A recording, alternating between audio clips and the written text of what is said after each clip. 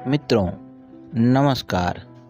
पंजाब से बम्बई फिल्मों में लाइव बनाने आए धर्मेंद्र को जब मीना कुमारी के साथ पहली फिल्म मिली तो वो बहुत उत्साहित थे।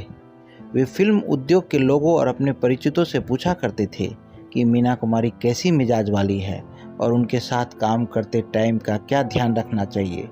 उनके एक परिचित ने तो कहा कि वे जिस फिल्म में होती है उसमें बाकी सब एक्टर्स का परफॉर्मेंस उनकी परछाई तले ढक जाता है।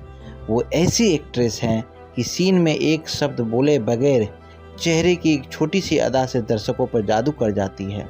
उसी परिचित ने धर्मेंद्र से कहा, तुम तो जाते ही उनके पैर पकड़ लेना। खैर, धर्मेंद्र बाद में गए और मीना कुमारी उनसे बहुत अच्छी मिली और उनकी प्रशंसा की। एक डायरेक्टर ने मीना कुमारी पर किताब लिखने वाले एक ऑथर से कहा था कि दिलीप कुमार जैसे जानदार एक्टर को भी मीना कुमारी के सामने स्थिर रहने में मुश्किल होती थी। मधुबाला ने कहा था कि मीना जैसी आवाज़ किसी दूसरी एक्ट्रेस की नहीं। राज कपूर उनके आगे अपने डायलॉग भूल जाते थे और मीना को लंबे लंबे डायलॉग सुनने से याद हो जाते थे। कमर्शियल बॉलीवुड फिल्मों के दर्शक नहीं हैं और समांतर सिनेमा के प्रशंसक हैं। वो जाने कि सत्यजीत रे ने मीना कुमारी के बारे में कहा था, निश्चित रूप से वो बहुत ऊंची योग्यता वाली अभिनेत्री है। अपने करीब 33 साल के करियर में उन्होंने 90 से ज़्यादा फिल्मों में काम किया। इनमें सबसे उनका उम्दा काम साहब बीबी और गुलाम में था। पाकीजा 1972 में जो उनकी सबसे यादगार फिल्म थी। इसके अलावा गुलजार के निर्देशन में मेरे अपने तो मस्ट वॉच है। इस फिल्म जैसा रोल मीना कुमारी का कोई दूजा नहीं है। उनकी फिल्म मजली दीदी भी थी जो भारत की ऑफिशियल एंट्री के तौर पर ऑस्कर अवार्ड्स में गई थी।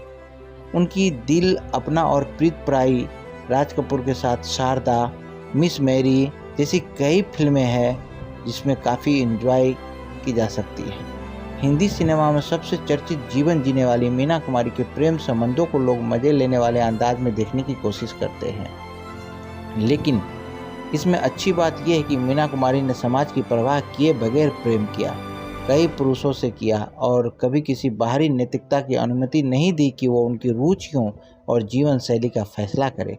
बहुत बेहतरीन अदाकारा मीना कुमारी आज के ही दिन जन्मी थी। कुछ हिस्सों में उन्हें याद कर रहे हैं।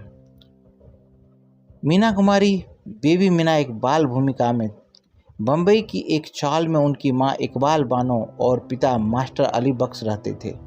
थिएटर आर्टिस्ट थे। पिता थिएटर में हारमोनियम भी बजाते थे। बहुत तंगहाली थी।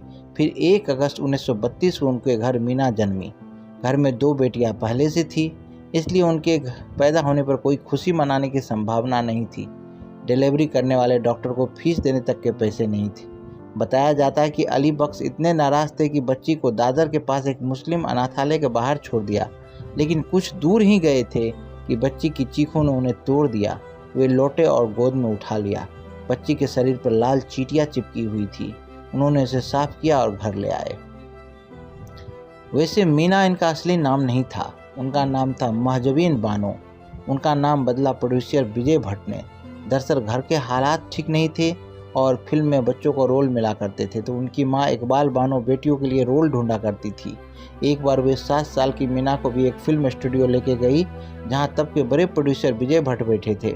उन्होंने कहा कि इस बच्ची के लायक काम हो तो दीजिए। महजबीन का चेहरा उन्हें पसंद आ गया।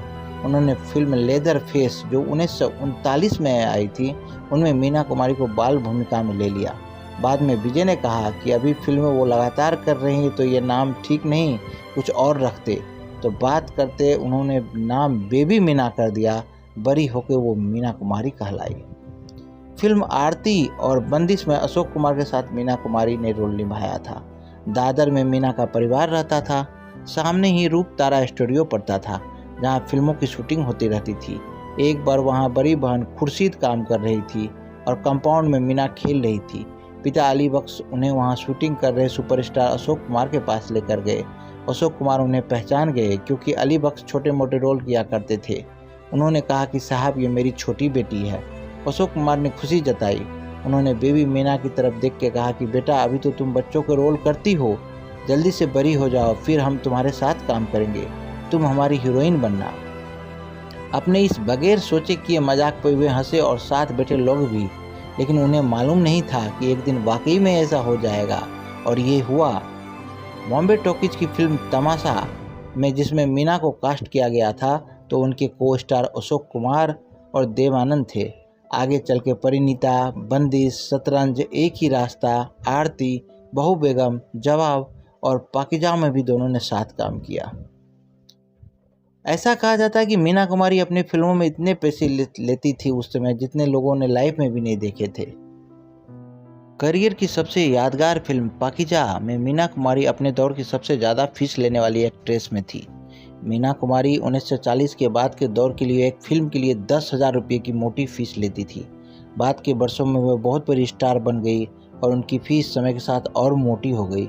उनकी ऊंची फीस के बावजूद उन्हें फिल्मों में ऑफर करने और रोल सुनाने के लिए प्रोड्यूसर उनके दरवाजे पर लंबी लाइन लगाया करते थे।